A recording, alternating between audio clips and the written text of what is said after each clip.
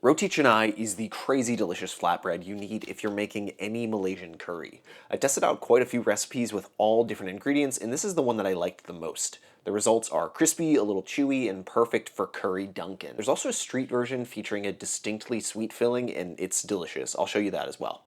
The dough is so simple. It's flour, sugar, salt, ghee, and milk. I tried this with all-purpose flour, and that does work well, but I really enjoy the more chewy stretch that the bread flour gives, so I recommend bread flour for this. 2 cups or 240 grams of it. To that, add 6 grams of sugar and 6 grams of salt, about a teaspoon each. Before this goes into a mixer, I'll just use my hands to sort of squeeze and mix in 30 grams of ghee. There are recipes with oil or melted butter, but ghee is classic and really, really delicious. Roti Canai is based on flatbreads from southern India, so ghee makes the most sense here. Mixing this in now just makes it a little easier to distribute. Get the bowl onto a mixer with a dough hook and add in 150 mils of milk. Scrape the sides and let this mix for quite a while, like 8 minutes or so. Because of all this moisture, the dough is really wet and quite sticky. If we want to be able to handle this, it needs to be fully mixed. The gluten needs to be fully developed. Where this is now is not quite mixed enough. Just touching it, I can tell it still needs a little bit more time. Here, right now, this is looking pretty close, ready to go, probably a minute or two more. While that's finishing, I like to melt a little ghee in a bowl and grab a cutting board to work on. Any sort of mixing, folding, anything we do with our hands is going to be done without flour, so the hydration of the dough doesn't change. The dough is so wet that it's kind of hard to work with now, but that's going to be a boon for us later. By the way, this needs to rest overnight, so plan for roti eating the next day. Give the dough a few turns with your hands and mix it just to make sure it's nice and smooth, and then break it down into 6 pieces. The good news is that once these are cut, all we have to do is ball them and lay them on a tray.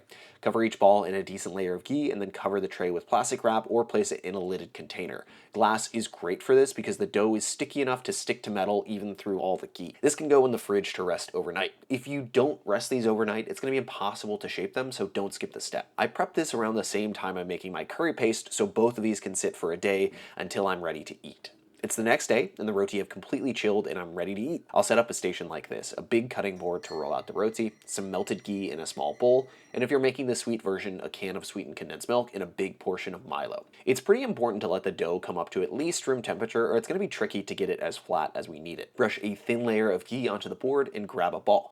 All the rolling is done by hand, so make sure there's a layer of ghee on your hands as well. I start by simply tapping this down until it's close to paper thin. It's really, really easy. All you have to do is work it in a circle and kind of just smack it and stretch it as you go. The dough is very flexible, so the only thing to worry about is accidentally tearing it. If you do it, just push it back together, totally fine. As it gets thinner and thinner, you could start pulling out section by section. Just keep one hand on the dough and gently pull out and stretch the other section. You should be able to see the board through the dough easily. There are 2 options to get it really flaky. One is simpler, and you see it in street vendor videos. You simply press it out as thin as paper, and then bring in each of the 4 edges to form a square. Go north, south, east, west, and it's really, really easy. I really like this method because it's so easy, and it's gonna flake up nicely after we give it a few smacks. Just like when I make tortillas, as I'm working on rolling, I'm cooking the rolled one. So I'm never just doing one step at a time. I always am cooking something and rolling at the same time. Over medium-low heat, the unfilled ones need like 4 minutes aside. They need enough time for the central layers to finish cooking, so they're doughy rather than gluey. Once they've cooked on both sides, you still have one final step though. A huge clap is gonna break up the dough and make a fully flaky roti. You have to do this a couple times, turn it, toss it on the board, and give it a bunch of claps. It's hot and the steam can burn you, but as long as you're quick, you should be okay. The second rolling option starts the same, super paper thin dough.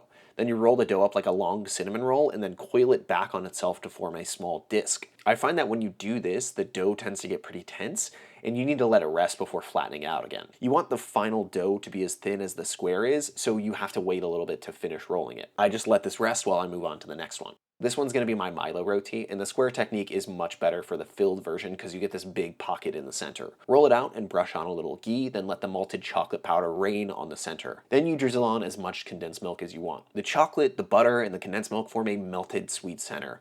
It's incredible. It reminds me of a crepe filled with like a melted candy bar. This is just dessert though. The main thing was eating this with the chicken curry. The combination of flaky flatbread and warm curry is just unbeatable. If you make these 2, you've got enough food for like 5 people at least, maybe 6 if you can stretch it. This is genuinely such a fun project and a delicious dish. Flatbreads like this are such an approachable way to get into bread making because there's a lot less shaping and forming.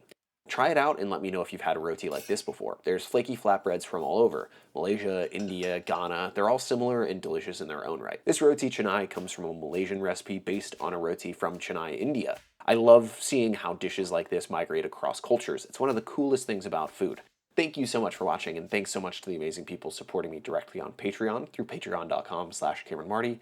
They get some cool benefits for supporting the channel, and I get to keep making videos like this, so check it out and consider becoming a patron. This is sort of the follow-up video to the curry, so check that out here. Thanks again for watching, and sorry my voice sounded like this in this video. I've been pretty under the weather, got a bit of a stuffy nose, so if I sounded a bit funky, that's probably why. Sorry about that, but I should be better by next week. Cheers.